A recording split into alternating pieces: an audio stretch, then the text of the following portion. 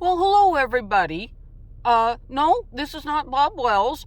This is Papa Smurf, and how I look back in the day, I was rocking it. And today I have with me my sad little client, Miss Lucy. Now, Miss Lucy found herself homeless. And, Miss Lucy, is it okay if I tell the story about how you found yourself homeless? She's not going to say yes on the camera, but we had this down pat the other day. There's her treat and reward. All right, so I'm going to tell your story, okay, about how you overcame homeless and how you found yourself to be homeless, all right? Well, she was happy living at home with her ma and her pa and her sisters and brother.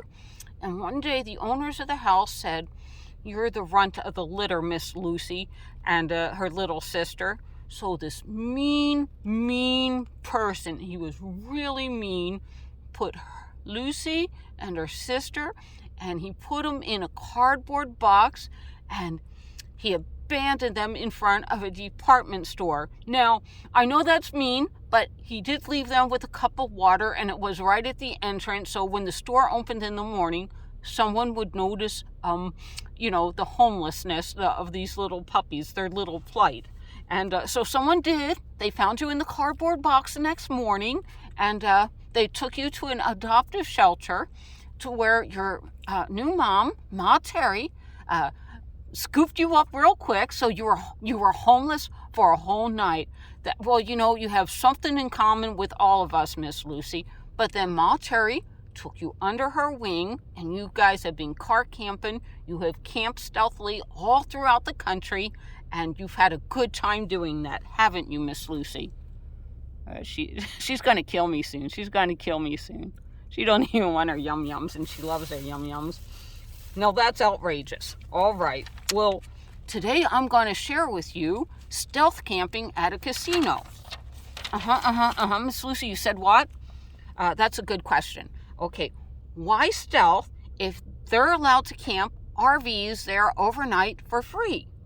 Well, you see, Miss Lucy, people consider those that live in RVs as people with money, and people live in homes as people with money. Now, that may not be true, Miss Lucy. Some people are cash poor because they spend all their money for a house and RV. And not everybody that lives in a vehicle is broke. Some people are retired. They live on their Social Security, just like you and me.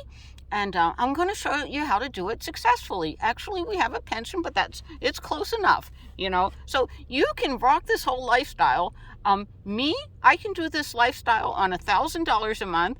I've done it, I wanted to save for this vehicle for my 60th birthday. So I lived in Utah, in the city, for a few months, and then I moved up to Bryan's Head, and I lived on $300 a month. Yes, and I had fun.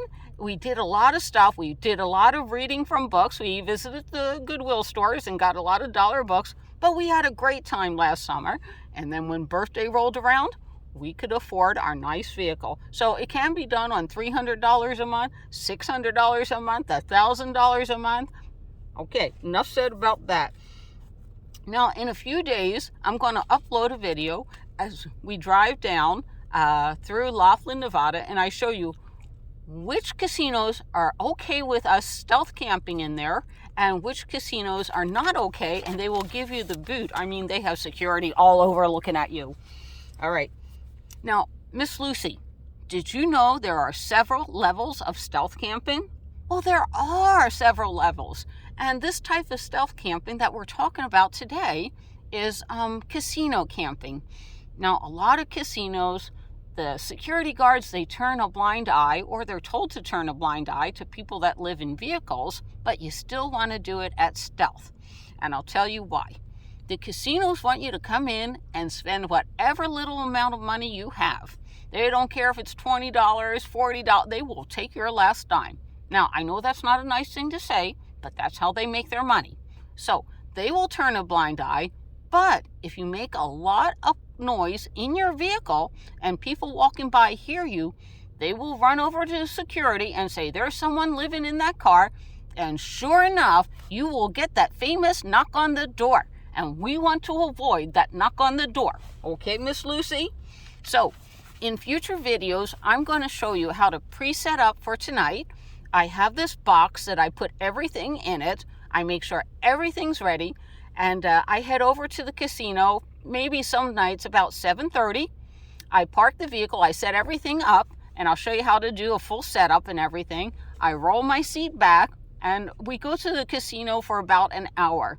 Now, on the other side of the casino is the Riverwalk, and Lucy loves going up and down the Riverwalk with, they have raccoons out last night. They did. I've taught her to avoid the skunks. That's very important, to avoid the skunks. All right. So the reason why is you don't want people complaining to security and getting that knock on the door. Now, picking a location is very important, but I wanted to break from the casino camping thing and just show you one thing that is important during day camping. During day camping, it's going to get hot out. So I have parked my car where the sun's going to go.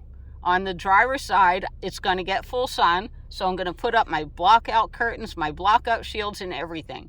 Now, on the other side, see, no one can walk up there. I'm in a parking lot, but nobody's going to walk past my car. I'm going to roll down my windows. I'm going to have my bug screens up and everything, and I'm going to stay very cool. But you got to look for these little spots. And now if the sun was coming on the opposite side, I would look for another spot and would have to reverse the car. But it's my favorite spot. I can be in this vehicle all day crafting. No one knows I'm in it. I stay nice and cool. And I think myself it's a great spot. All right. So let me see how I'm doing. All right. So I gave you the reason why you have to be quiet in your vehicle, because we don't want people coming up and being annoyed. But there are a few little things too. Like, I enjoy parking in front of a wall. There's lots of walls there. And this way nobody's walking in front of the car. I look for dead ends. I do park, here at these different ones Monday through Thursday. But then on the weekend, all these crazy young ones come up. These young ones, they make a lot of noise. So I park on the other side. The baseball teams come in. They all bring up their RVs, and they park at the city parks. And the cops don't have a problem with that. Or, I go find apartment complexes or a hospital that we'll park at. But, so you want to avoid people walking in front of your vehicle, mainly security guards. You have to think, where is the security guard going to be at? And as we talk in further videos, like at the Aquarius, they love being in the parking garage and looking down on the parking lot. So I try to make sure I am out of their eyesight, right? Okay, that's a good tip. And I think the most important tip is, never park near a trash can, because people not only dump their trash, but all night long, that guy with the big cart, up and down. And if you're parked right near a trash can, you're going to be woke up 3-4 times a night.